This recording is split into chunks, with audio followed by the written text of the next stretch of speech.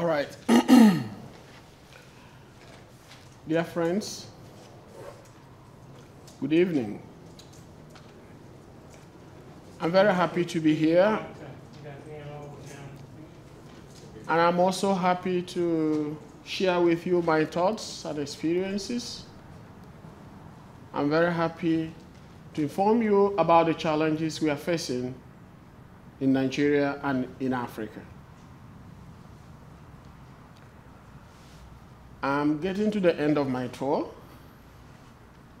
And from the arrangement, this may be my last speech, because those in Perth told me that, look, by the time you be getting to Perth, you will be very tired. So you will just sit down, we'll ask you questions, and after that, we'll conclude. So this may likely be my last formal presentation. Since I arrived, of course, many people have been trying to understand the situation in Nigeria and in Africa. And one question that has occurred most often in private discussion with some friends is a question of the scam emails from Nigeria. And I feel like saying one or two things about those mails. Yeah. Nigeria was under military misrule for decades. I want to tell you this. What we went through under the military, Australians cannot tolerate that in 1 week. But we were there for over 20 years. Somebody, a soldier outsmarts another soldier, carries a gun, shoots his way to power, casts the money away. He will do whatever they will just manage the country the way they like. Another person comes, kicks that one out, and takes over. So Nigeria had this structure whereby you have a few soldiers there, managing the money the way they liked, and others were suffering. So Nigerians were just roaming the streets. Many of them went to other countries. Some people became Liberians. They would go to Liberia, they would get Liberian passports. Some people from my community are in the US as Liberian refugees. We are not fighting wars, but our Nigerians were leaving Nigeria as refugees. So some people who stayed back went into scam, corruption, robbery, crime, whatever. So that, I can call that maybe the dividend of military misrule. And it will take so many years for that to be rectified. So I will tell you that the emails will keep coming for some time until the wrongs the country suffered, many people suffered, they are rectified. Well, that's about the scam emails. Being a skeptic and fighting superstition in Nigeria. Friends, I was not born a skeptic. I grew up to find out that I am one. I was born in a country and continent where most people are not inclined to skepticism. Where doubting, questioning, and challenging received wisdom is frowned at by most people. Yes. It's not good. When your parents are talking, you question them, you challenge them. Normally, it's not the case. You'll be seen as a disobedient child. You will not be seen as a good child. But your parents will say something, you believe it. So there is that.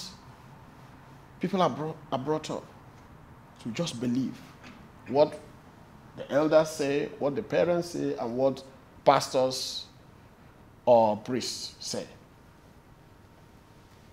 So mine is a society where most people are inclined to blind belief and to uncritical acceptance of doctrines and dogmas.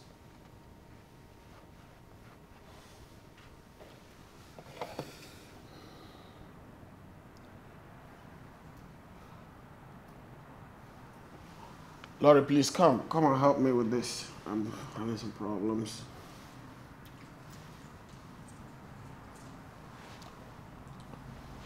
I need to change the slides.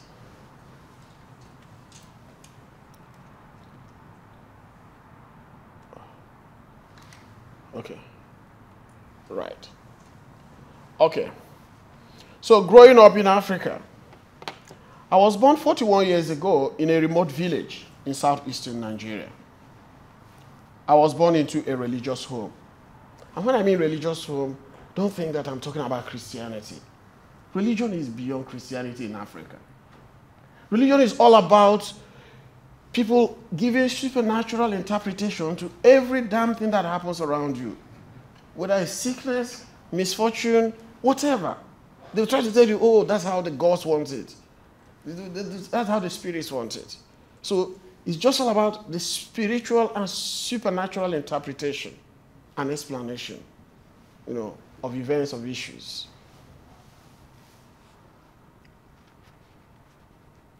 Yes, I was born into a religious home to parents who were born animists, but were pressured to embrace Christianity. Yes, that's the situation. Nigerians are not Christians because most of them choose to be Christians. No.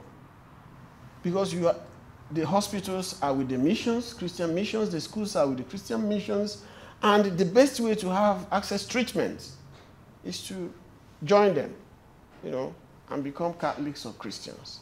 That was how my father became a Christian. And that was how I can tell you, okay, I was born into a Christian home. So my father embraced Christianity in order to get formal education. Formal education was in the hands of Christian missionaries who used it to convert the local population. That's it. There was no other goal. So that was how my father became a Christian. That was how most people in Nigeria became Christians. So my community is deeply religious, deeply superstitious, and dogmatic.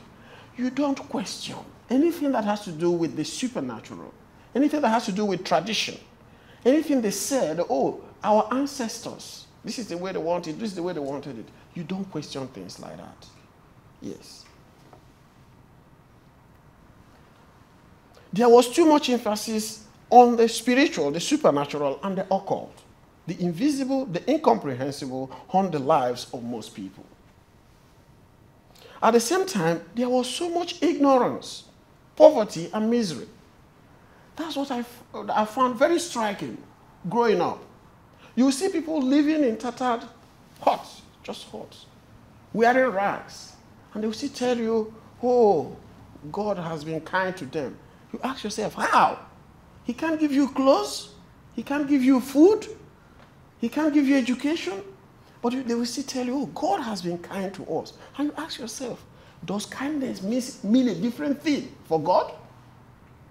So those were some of the conflicting experiences I had growing up. So generally, life when I was young was nasty, brutish, and short. It's still the case today. People die. Malaria was killing people. Malaria is still killing people till today. Even more than HIV and AIDS. Most people live in fear, particularly fear of the unknown. Most people live on the edge of development.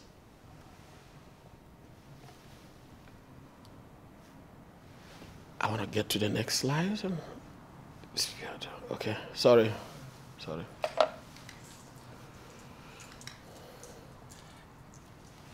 Now, going to school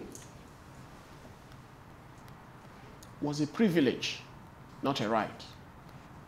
Yes, I understand here, some people used to tell us that there's friends living in Europe and America, they said that if you don't send your child to school, the government will take the child from you.